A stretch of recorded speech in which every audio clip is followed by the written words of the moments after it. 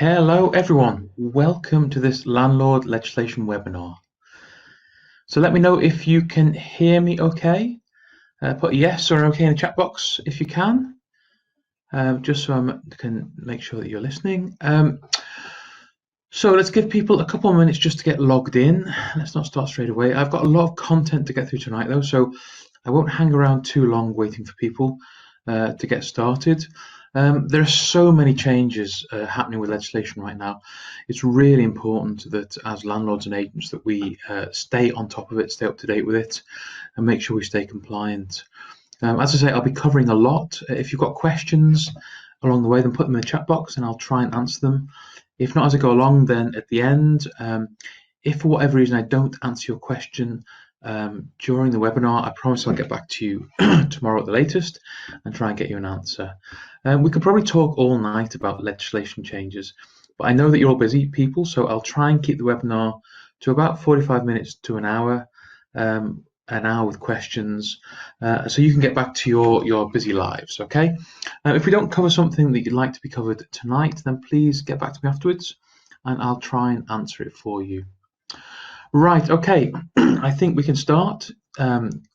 Just let me know if you can hear me okay. Yes, is that right? Okay, great. Let us start. So, the things that I'd like to cover in tonight's webinar. I want to quickly talk about why compliance is important. I want to talk about notice to tenants, which has been changing over the past months, is going to keep changing into the coming months. There is new legislation called breathing space regulations, which I want to update you on. There's also been changes recently to electrical safety regulations. There are changes because of COVID to do with the Immigration Act and the right to rent check.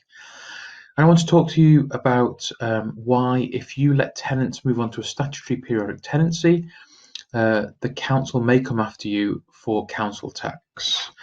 I also want to talk about Bristol specific legislation. So we're looking at Article 4 and the changes that have happened in Article 4 in the past couple of years. Also, licensing changes issued by Bristol Council. We'll be looking at HMO standards and also how you could become an accidental, what I call an accidental HMO landlord, and why it's important that you don't. We'll also be looking a little bit about the future, about the end of Section 21, about minimum energy efficiency standards, otherwise known as EPC standards, and the planned regulation of property agents and landlords who self-manage. So we'll have a quick look at that at the end if we get a chance. Right, so Ben Goldsmith.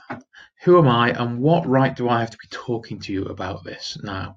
Well, I've been renting property in Bristol for over 20 years and I've been full-time in property since 2013, although I started investing more actively from about 2010, 2011. And once we became full-time in property, my wife and I, we ended up buying about 18 properties in 18 months and building our portfolio in a very short space of time. We acquired about £5 million worth of property over the course of our investing, and most of it we kept for rental income. And some of it we have sold, some of it we bought with the intention of flipping on, but most of it we kept for rental income. And we specialised, we bought most of our properties with a view to turning them into HMOs. So we have a huge amount of experience in finding and renovating and managing HMOs. But I've also done other popular strategies like splitting titles to create value, like commercial conversions. We've converted guest houses into HMOs. We've done pubs into multiple flats, including HMOs. I've done rent to rent. I've done serviced accommodation. So all the sort of most common and popular strategies out there, we've got good experience in. And now we're focusing on managing our own portfolio, but also managing for other landlords. And I think that as landlords ourselves, we know what's important to landlords. I have had some pretty poor experiences of agents in the past. I've had some good agents, but I've had some shocking agents in the past. So I think that's given me a real feel for what, as a landlord, I want from an agent, and that's what we try and deliver. And we're trying really through our agency to to set the standard, to push the boundaries of professional property management. And as part of that, we put legal compliance at the heart of our lettings. We want to provide stable and hassle-free income for landlords. We want landlords to be able to sleep well at night, knowing that they've done everything and that we've done everything for them to make their properties compliant, to make their tenancies compliant, and to make sure that tenants stay safe in their properties. So as I say, we put compliance at the heart of what we do, and so we make sure we stay on top of all the changes in legislation.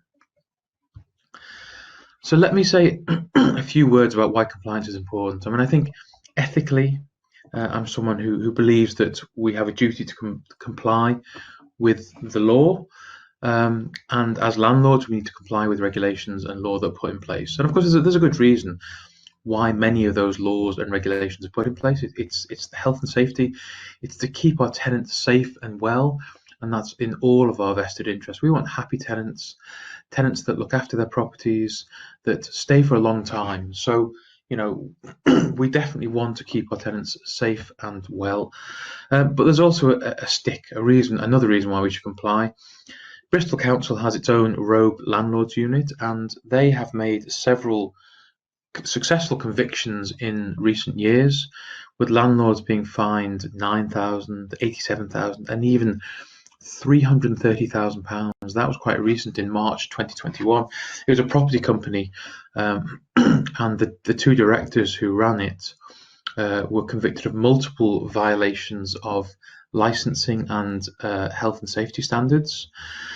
And that was an eye-watering fine, but even the £9,000 fine, none of us wants to get fined at all for managing their properties. It's not just about fines. You can be ordered to repay the rents that you've received during a period when you were operating an unlicensed property. You can be unable to serve notice to tenants if you haven't licensed your property correctly, and you can be banned from renting property as well. So there's lots of good reasons, lots of positive and negative good reasons why compliance is really important for us. So let's talk about the first aspect of legislative change. So as you're aware, under normal circumstances, pre-COVID, we could issue a Section 21 notice with 2 months notice. We could issue Section 8 with 14 days notice if the tenant was 2 months in arrears. But when COVID happened, the government put limits on the ability of landlords and agents to issue Section 21 and Section 8 notices. And up until the 31st of May, both Section 8 and Section 21 had a 6-month notice period. Now, there were a few exceptions for Section 8 grounds, for some Section 8 grounds, and they had shorter notice periods for these exceptions. So the death of a tenant was a 3-month notice period. Serious antisocial behaviour was 4 weeks. No right to rent was 3 months. Serious rent arrears, which meant 6 months or more arrears, was a 4-week notice period. Nuisance and illegal or immoral use of the property was immediate. Domestic abuse was 2 weeks, and false statement was 2 weeks. And apart from the serious rent arrears, in our experience, a lot of these grounds, some of the grounds that people often try to use, like serious antisocial behaviour or nuisance and illegal immoral use, even domestic abuse, they were quite difficult to prove. There was a high level of proof required for a judge to take that and issue an eviction notice to a tenant. And we had experience during lockdown of one particularly serious case of antisocial behaviour with drug use, drug dealing, with multiple breaches of COVID regulations. And it just proved incredibly difficult to gather the evidence that would have been necessary to take to court. And we ended up having to wait for the tenant to run up 6 months of arrears and use that route, that 4-week notice period. So although there are exceptions, some of these exceptions that you might potentially look to use are difficult to implement in practice, I think. Now, we had hoped that after the 31st of May 2021 that normal notice periods would resume, but we were disappointed. So as of the 1st of June, instead of 6-month notice required for Section 21 or Section 8 proceedings, that was reduced to 4 months notice. So still a lengthy notice period required. Now, the same exceptions did exist with a couple of changes. So in the instance of a death of a tenant, you're required to give 2 months notice, not 3 months. Where there was no right to rent, the 3-month notice period was reduced to 2 weeks. And where you have serious rent arrears, which was now reduced to 4 months or more arrears, there was a 4-week notice period. So some changes, steps in the right direction, but still, in many cases, a very long notice period where you were looking to end a tenancy or evict a tenant. And it's worth noticing that in the spring of this year, the government did again announce its intention to remove evictions. And I do wonder, I mean, the government has said that we won't return to pre-COVID notice periods until at the earliest, the 1st of October this year. But at the same time, the government is consulting on removing Section 21, and I do wonder if we'll ever see Section 21s down to 2-month notice period again. We might just see Section 21s being eliminated entirely, and an expansion of the grounds that are possible under Section 8. Now, some good news was that up until the 1st of June, bailiff evictions had been stopped, and that these did start again from the 1st of June. But obviously, we can expect there to be long delays in getting a bailiff eviction, because there's been a backlog now of cases that were waiting for bailiff evictions to start again, and now many people will be rushing to try and take that final stage in the process of returning their property. It's also worth noticing that bailiffs have been asked not to evict those who are self-isolating or have COVID. So there is a potential loophole there for tenants. And it's not clear at this point what level of evidence will be required, whether a tenant will just be able to self-declare to a bailiff when they turn up, oh, I am self-isolating, or I've got COVID, therefore you can't evict me, or whether they'll require some sort of notice to tell them to self-isolate, or a doctor's note to say that they have COVID. But it's worth understanding there is that potential loophole, and it remains to be seen if and how tenants might use that to stop that final process of the eviction procedure. So again, there'll be more changes from the 1st of August. So it's still 4 months notice for Section 21 proceedings, but it's 4 weeks notice for Section 8 proceedings where there's 2 months rent arrears or more. So not 4 months, but bringing that down to 2 months. So it's making it easier to go through the Section 8 proceedings where there are rent arrears now. There's a lower threshold for the rent arrears to get that accelerated notice period. And as I said, the government has said that October the 1st, 2021 is the earliest date that notice periods will return to pre-pandemic terms. So I think what this means is that it's really important that you get paperwork right.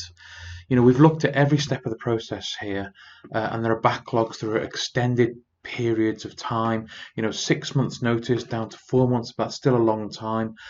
The court have introduced a review stage before you even get to a hearing, where they assess the case basically, and then once you get to potentially having a court hearing, there are backlogs in that court process.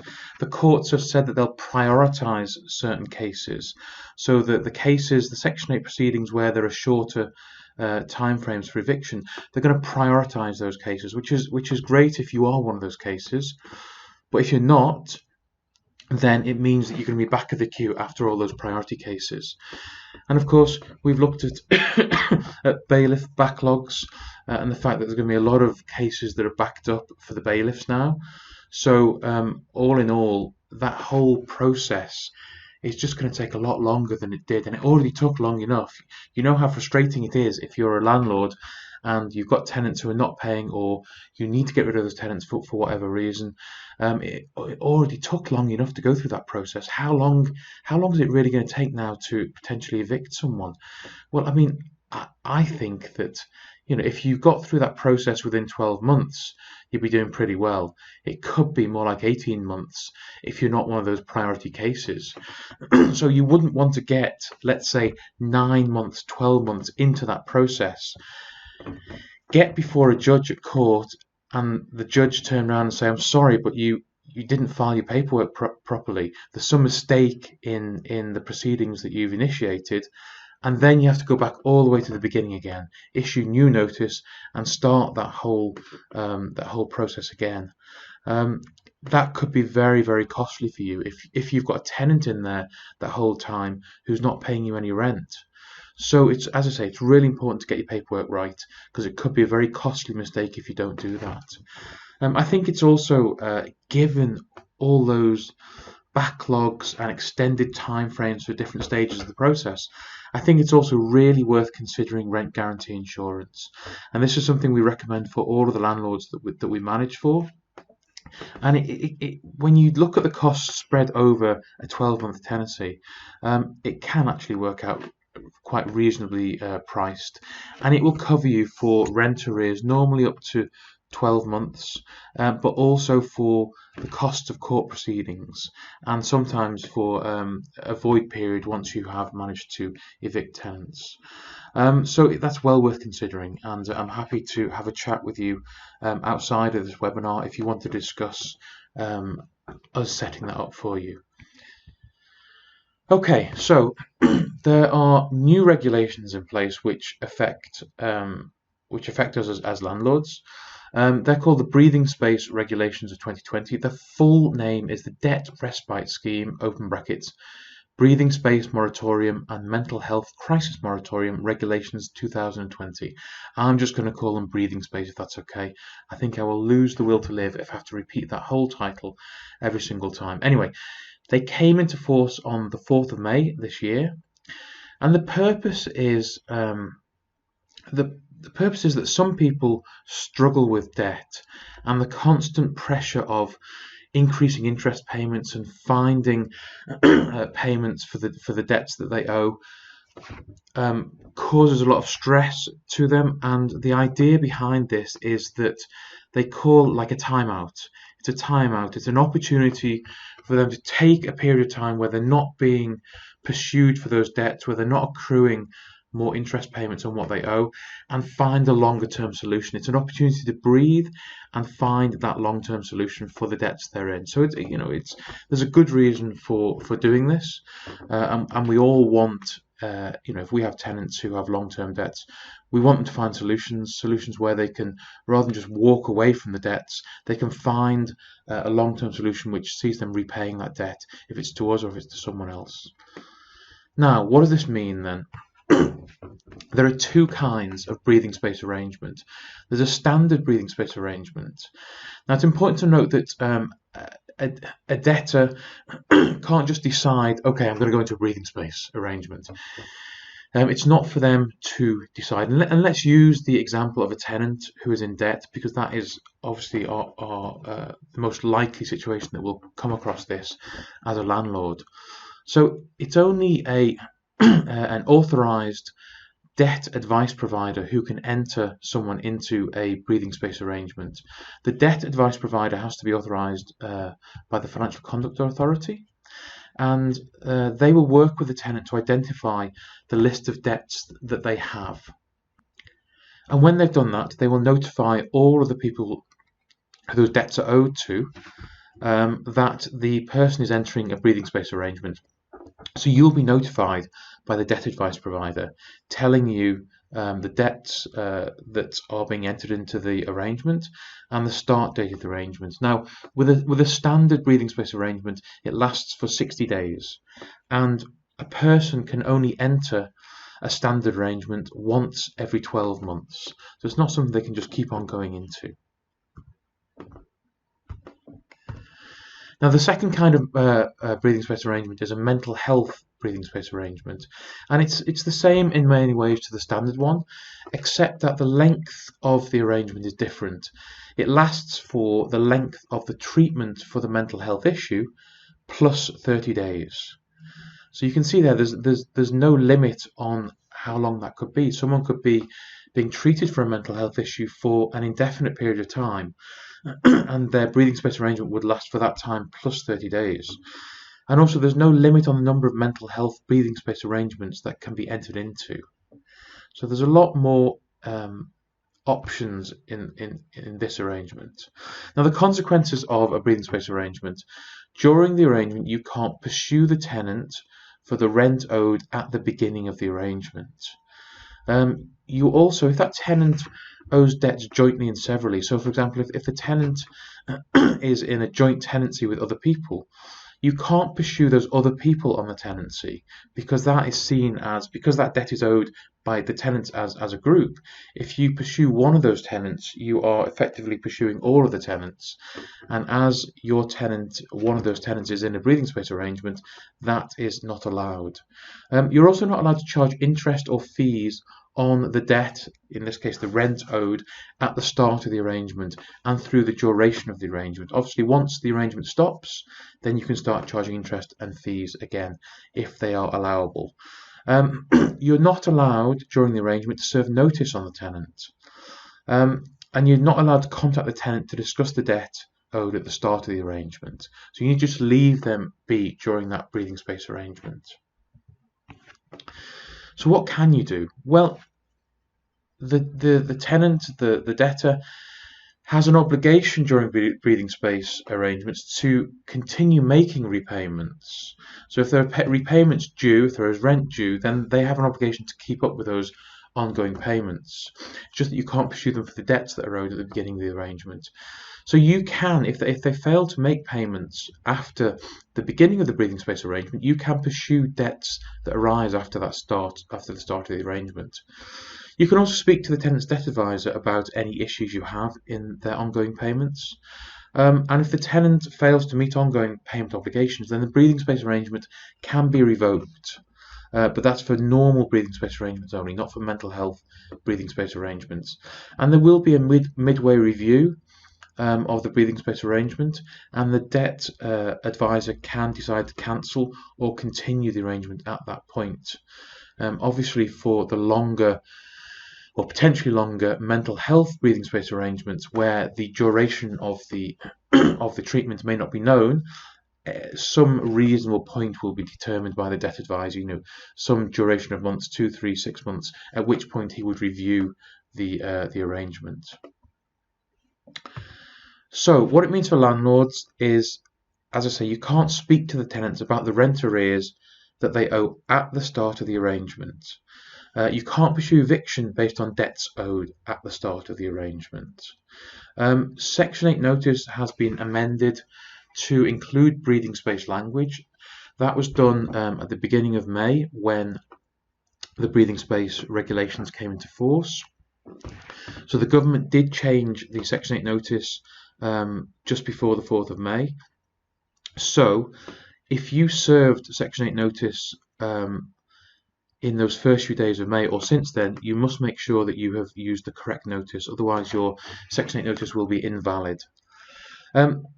You can also pursue arrears incurred after the start date of the arrangement. So if rent is due after the start date and it's not paid, then you can pursue the tenant for those payments.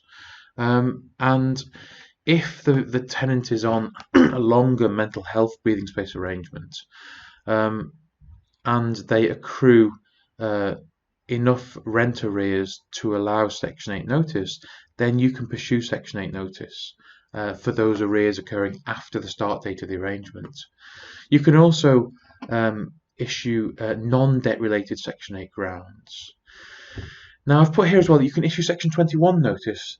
Now, in principle, Section 21 is not a debt related notice. It's actually not. It's not an eviction proceeding, really. It's a notice to end the tenancy. So it's not debt related. Now, I've put a couple of question marks here because I think the regulations are a little bit inconsistent, to be honest. And before it said that during a breathing space arrangement, the tenant can't be served notice. But that's because it's related to debt. And obviously, as I say, Section 21 is not a debt-related issue. So it's my understanding, and I've checked this with a few other people who are very well versed in the legislative side of managing property, and they agree that they believe that you can serve Section 21 notice when someone is on a breathing space arrangement. However, I would have to say that for complete certainty on this, we'd have to wait to see a couple of cases go before the court and see what the courts say about it. So definitely watch this space and see what's happening in that regard. Okay, electrical safety standards. So we've known about this for a while, but as of the 1st of April 2021, all rented property must have an EICR, an electrical installation condition report. Everyone calls them electrical safety reports. So every rented property must have the EICR. The only exception is where the landlord lives in a property as well, and you have a lodger arrangement. But even then, if the lodger has their completely separate dwelling area with their own kitchen, their own living space, then in that case, you still do need an EICR. But if you're in a lodger arrangement, if you're a landlord in a lodger arrangement, and you're sharing some of that communal space, then an EICR is not required. So the EICR is required before all new tenancy start as of the 1st of April. You've got to provide it to the tenant before they occupy the property. Now, EICRs have traditionally been done for 10 years. They're a proof of safe electrical condition for 10 years, but for the purposes of rented property, they are only valid for 5 years. So whether your certificate says it's got a 10-year duration or not, they're valid for 5 years from the date that they were conducted.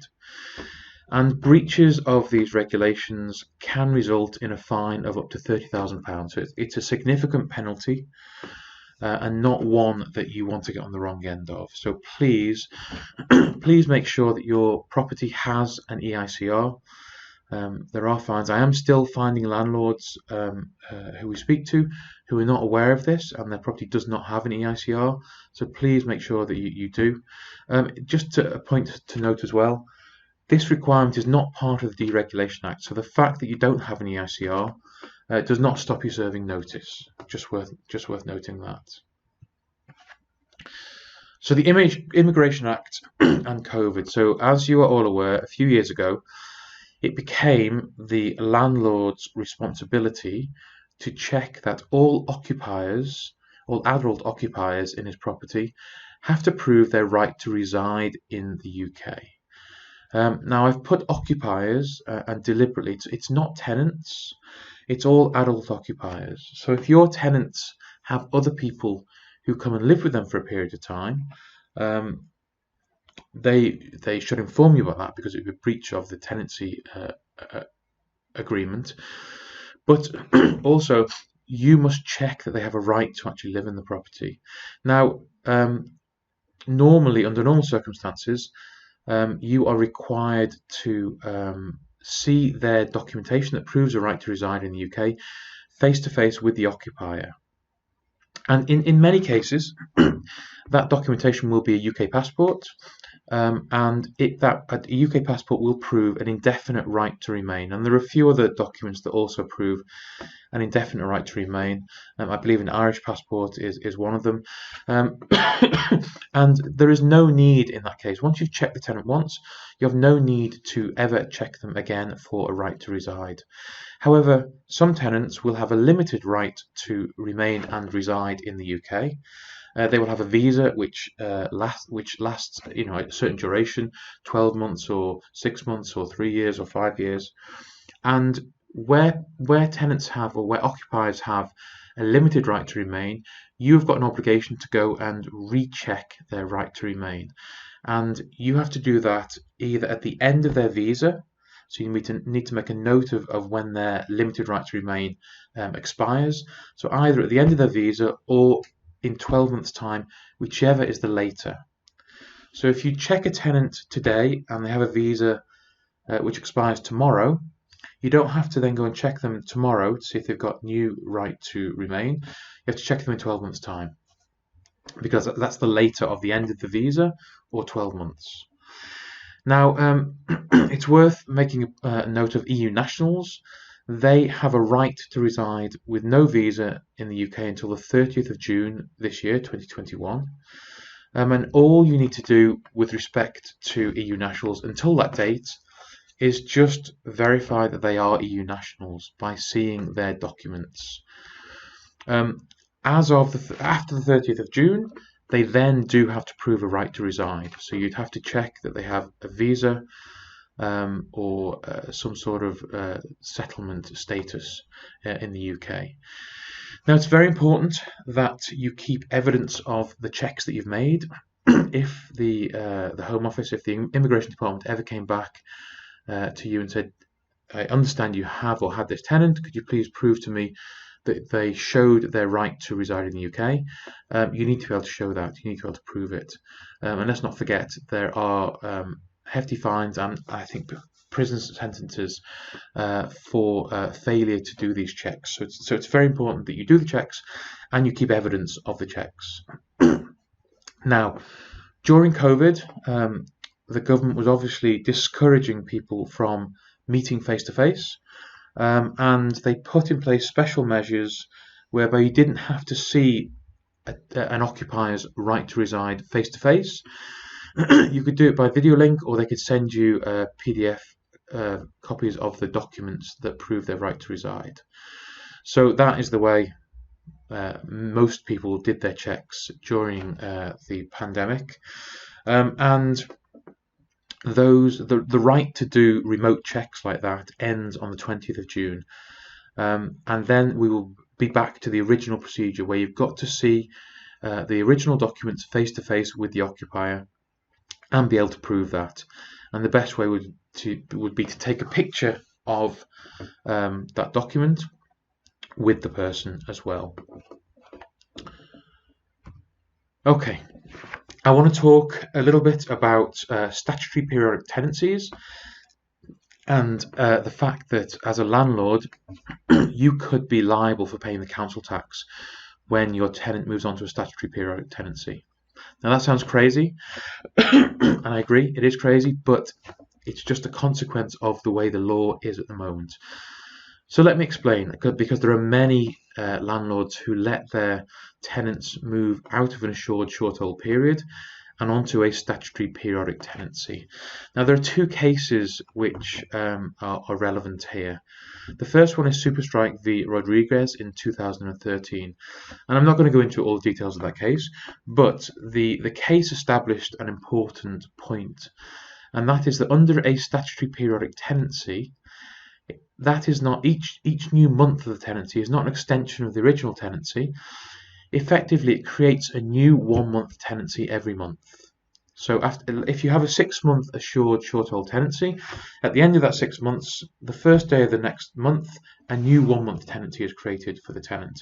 And then when they get to the next month, a new 1 month tenancy is created. So the individual 1 month extensions to the, the individual 1 month tenancies, they're created every time at the beginning of each month. Now, another case in 2016, Leeds City Council versus a landlord called Broadley. And it was argued in that case that the landlord was responsible for the council tax when the tenant had left their contract early. Up to the point that the tenant had left, he was paying council tax. He left his contract early, and rather than pursuing the tenant for the council tax, which was due to the end of his tenancy, they pursued the landlord. And the reason was because the tenant had moved on to a statutory periodic tenancy. And according to the Local Finance Act, where a tenancy is less than 6 months, it's not the tenant's responsibility to pay council tax, but the landlord's responsibility. So as I said, with a statutory periodic tenancy, every month is not an extension of the existing tenancy, it's a new 1 month tenancy created every month.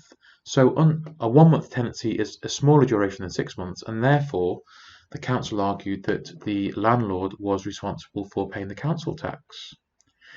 Now there's a simple solution to this, and that is that the tenancy agreement should include a clause in there which says that at the end of the assured short hold period, you move into a contractual periodic tenancy. And what a contractual periodic tenancy does is every new month of the tenancy is added to the previous period. So if you had a 6-month assured short hold tenancy, then when you get to the start of the 7th month, it adds a month to that existing tenancy. So it's become a 7-month tenancy, and then an 8-month tenancy, and then a 9-month tenancy. So you avoid having tenancies which are less than 6 months. Now, not many tenants know about this, so I think it's quite unlikely that tenants would start claiming that you're responsible for the council tax once they've moved on to a statutory periodic tenancy. It's more likely that councils would, if they're struggling to get a council tax arrears from a tenant who's left, and they know that they moved on to a statutory periodic tenancy, then they may come chasing you for the council tax arrears then. So what I would say is you need to make sure, well, first of all, check what your contract says. If it doesn't say that they move on to a contractual periodic tenancy, and you've got tenants who are on a statutory periodic tenancy, then I would try and renew their contracts, even if it's just for 6 months.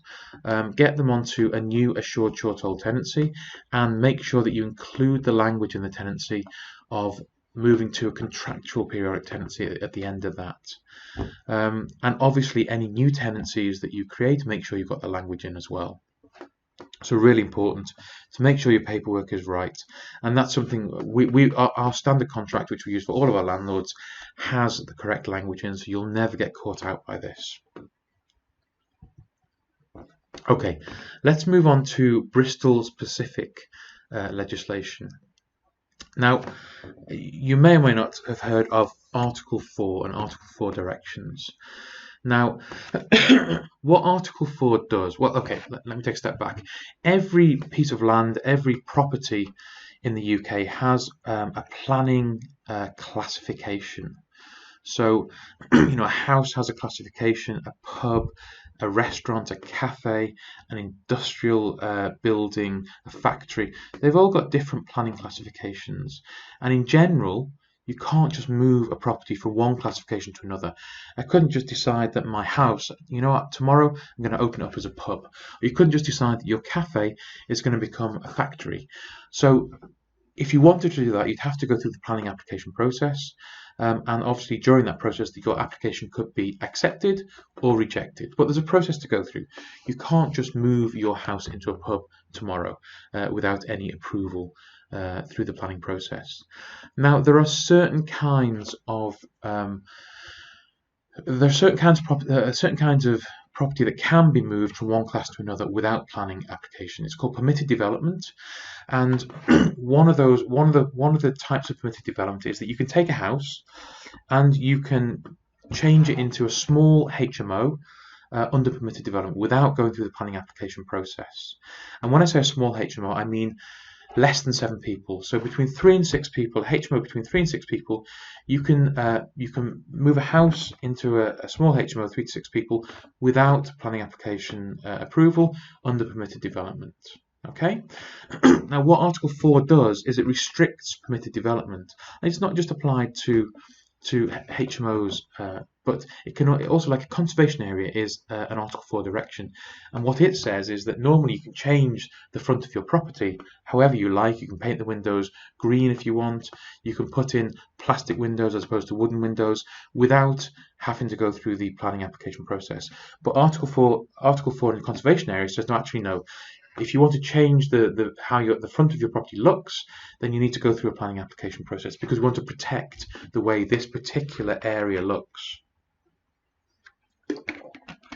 So it's the same with HMOs. So councils pass Article 4 directions to limit the transfer of houses into HMOs, and they normally do it in areas where there are lots of HMOs. And typically councils want to maintain a balance of property. They don't want families driven out of areas because it's all students or it's all HMOs. They want to find a balance. They want a sufficient stock of family houses and other kinds of properties. So there is that balance of housing. And what Bristol did is they'd always had Article 4 to restrict the establishment of HMOs in certain areas around the university in Bristol, around Clifton, Cotton, Redland, down into Ashley, Ward and Cabot, down towards the centre. But in June 2020, they expanded the areas where Article 4 was applied in Bristol. So you can see on the map that they've extended it, up north into North Bristol, up through Horfield and Bishopston, down around St Werburgh's, out to Eastville, some parts of Fish Ponds, out along Church Road to St George, around Barton Hill, down along the Wells Road, Victoria Park, Bedminster, Ashton Gate, and also a little pocket out there in Avonmouth as well. So if you were looking to change a house into a HMO since the summer of last year, you now need to go through the planning application process to do that. So just be aware that if you're looking at an investment and you're thinking, actually, I'll change that house into a HMO, if it's in this area, this expanded area, that will not be possible without going through planning. Now there's also property licensing. Now you're probably aware that all HMOs which have 5 or more residents have to get a license, and that's a nationwide legislation, and yeah, so you must do that if you have a HMO with 5 or more people. Now, what councils can also do is they can create additional licensing schemes of 2 kinds. One where they say, actually, not just HMOs of 5 or more people, but any HMO. So some people think that actually the definition of a HMO is 5 or more people from 2 or more households. That's not actually the case. You can have a HMO with as few as 3 people if those 3 people are from 2 or more households. It's just that until recently, it's just that 3 and 4 people house HMOs have not being required to be licensed unless they're covered by an additional licensing scheme. So Bristol has put in place an additional licensing scheme where they say not just 5 or more residents in HMOs, but any property that is a HMO needs to have a license. And they included 12 areas of Bristol. I'll show you a map in a second. So 12 areas of Bristol are currently covered by additional licensing where any HMO needs a license. But Bristol have just completed a consultation on extending the additional licensing scheme out to Bedminster, Brislington West and Horfield. So expect to see more on that from the council soon. Now, the other kind of licensing that can be applied by councils is called selective licensing. And this is normally done where the council is concerned about the quality of rented property in the area, where they feel it's substandard, where a lot of property does not meet the basic criteria for rental property. And Bristol has selected a few areas out towards the east of Bristol Centre where they've applied selective licensing, and what that means is that every single rental property has to get a license, and as part of that license process they will go out and inspect the property and make sure it meets basic standards and has the necessary certificates for renting property. Now, it's important that you take licensing very seriously, because it is a criminal offence not to have a license. It can lead to a rent repayment order for rents received while you had a property, while you received rent but didn't have a license for the property, it can lead to you being banned from letting property, and it can lead to a fine of up to £30,000. So again, not something you want to get the wrong side of. So here are the areas where, the blue areas have additional licensing. So where any HMO needs to have a license. The pink areas are where there's additional licensing and selective licensing. So in those pink areas, every single property has to have a license. So make sure that if you've got a property in those areas, you're aware of this and you have your license, because there are serious consequences if that's not the case. So, are you an accidental HMO landlord? How can this happen? Well, as I said, a HMO is where you have 3 or more people from 2 or more households, and it happens a lot easier than you think. So imagine a couple are renting property from you. It might be a 1-bed or a 2-bed, and or maybe bigger. And they have a friend come to stay with them, and they stay for a while, maybe a month or 2 months or 3 months. Well, you've got a HMO there. Although there aren't 3 people on the tenancy, there are three adults occupying that property, and therefore it meets the criteria of being a HMO. However good that friend is, they're considered as a second household. So you've got 3 people, 2 households, you've got a HMO. Think about where you might have 2 couples sharing a property. That is a HMO, even though no matter how close they are, unless they're related couples, then you have a HMO there. If you imagine those 2 couples and one of them has a child now, well, actually you've got a HMO which fits under the mandatory licensing criteria. So the landlord is responsible for knowing who all the occupiers are. So it's really important that you have regular inspections of the property, and you look for signs of additional people occupying the property. And it matters for a number of reasons. It matters because in the case I gave just now of 2 couples which then have a child, you actually become a mandatory licensed HMO, and obviously there are significant fines if you run a HMO without having a license. If you're in one of the additional licensing areas, then just having a couple who has another adult come and live with them for a while, suddenly you meet the licensing criteria. You have to have a license. And it's also worth pointing out that HMOs have different standards for safety that apply to the property. So, for example, they may have different standards for fire alarm systems. So it can be costly if your tenants create a HMO. You may have to incur additional costs in meeting the standards for renting HMOs. And of course, we've already talked about the fact that if you've got no license, then you can't serve Section 21 on tenants if you have to, and there's the possibility of £30,000 fine, rent repayment orders, and banning you from letting the property. So very serious, and you need to keep on top of who the occupiers in your property are, and make sure that you don't accidentally become a HMO landlord. Now, what about the future? So I've already talked about the end of Section 21, and it was announced again in the Queen's speech in spring, just recently, that the government intends to abolish Section 21. So they are putting that out for consultation at the moment, and I think we expect legislation by the autumn of 2021 to end Section 21. Now, this will require that Section 8 grounds are reformed, because there are many grounds under Section 21 which have to still remain available to landlords. So I think we can expect to see that as part of that abolition, we will see the grounds under Section 8 expanded. And although I have to say, my first thought when I heard that the government was going to be abolishing Section 21 some time ago was that would be an absolute disaster.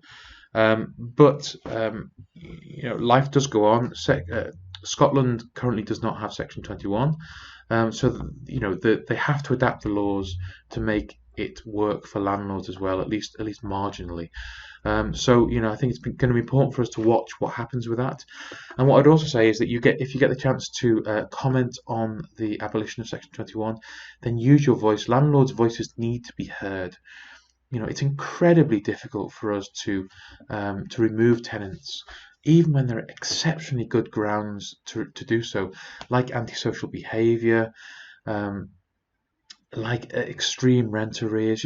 We're expected to stump up and meet the costs of that, of not getting rent. And I can't think another service provider who's expected to do that. So please make your voices heard. Do take the opportunity to comment on it and make sure that landlords' interests are protected as much as possible in that legislative reform. Minimum energy efficiency standards, better known as EPCs. So at the moment, every rental property has to have at least an E rating on their EPC. The plan is that all rental property would actually have to require a C rating by 2025 for new tenancies. I think that could have massive consequences for the rental market. Just looking at the properties that we have and we manage, there's quite a few of them which are not C rated or better, and could, particularly with older properties, they could be quite expensive to get to that rating. So I think it remains to be seen whether the government will go ahead and push on for that C rating or better. Obviously, the push for being more environmentally aware and what's the word I'm looking for meeting better environmental standards will push in that direction. So I think that there's a good chance that we will have to meet that C rating or better. So I think what we can do is, 2025 is quite a few years away, but don't just put your head in the sand and forget about it. Have a look at the properties you have. If any of them don't meet a C rating, then look at what will be needed and keep an eye on what government grants or schemes might be available to help you meet that standard. And obviously apply for it when it comes along. I know these government schemes are incredibly difficult to get through, and you often find that the suppliers who work through them just inflate their prices incredibly. So sometimes I'm not even sure it's worth going through the schemes, because although you're only paying a fraction of the cost is so inflated that your fraction is the same or maybe more of what you would pay if you just went ahead and did it yourself. And there's all the paperwork and the time spent in trying to go through the scheme. So, look out for schemes. There might be something that is available and easy to access. I think the other thing that is worth mentioning when it comes to the future is the regulation of property agents, which is planned for 2024. And I think we can expect massive changes to how rental property is regulated as that happens, and massive changes to who can actually go out there and manage property. So I think we can expect that professional qualifications will come in for everyone involved in managing rental property, not just agents, but I think we can expect it to apply to landlords as well. And I actually think that the government's hidden agenda for some time has been to try and professionalise the rental market, and obviously the regulation of property agents is one way of doing that. But I think basically the government wants that small landlords, and I forget what the figure is, but a good chunk of landlords, 50%, 60% of all landlords have only one or two properties. And I think the government wants to push those landlords out of the market, to be honest with you. Or if not push them out of the market, have their properties managed by agencies who are, it's easy to control in terms of their conduct and their professionalism and the qualifications that they have to obtain. So, I think that there's going to be quite high standards set for property agents and the people who work in property agents. And I think that there'll be some level of qualification required for landlords to actually self-manage their properties as well. Because, as I said, I think the government wants to try and professionalise the management of rental property as much as possible. So I think, we're going to have to watch that very carefully and see how that develops. But I think that's going to lead to massive changes in the rental sector over the coming years. Okay, well, that I think sums up my legislative update. I hope that was useful. If you've got any questions about any of that, then please do contact me. You can contact me at my email, ben@goldsmith-property.co.uk. Also consider joining the Facebook group Bristol Property. I post lots of updates there on legislative issues and compliance issues, and also tips for managing properties. I would like to offer you a free gift for making it this far on the webinar, and that is a tenancy compliance health checklist. And basically it's a great tool, it's a great checklist. It goes through, you take a property that you manage, and it checks that first of all the property is fully compliant. It's got all the certificates that you need to rent that property out, and then it checks that the tenancy is compliant, that you've ticked all the boxes you need to, sent all the documents you need to the tenant, that you've done all the checks you need, and have proof of those checks. So it will basically give you a really good idea about how compliant your property is and your tenancy is. If you want some help in going through that, I'm happy to schedule a call with you to book a time where we can go and do that for your property and see if there are any issues of compliance. I do think compliance is vitally important for renting property.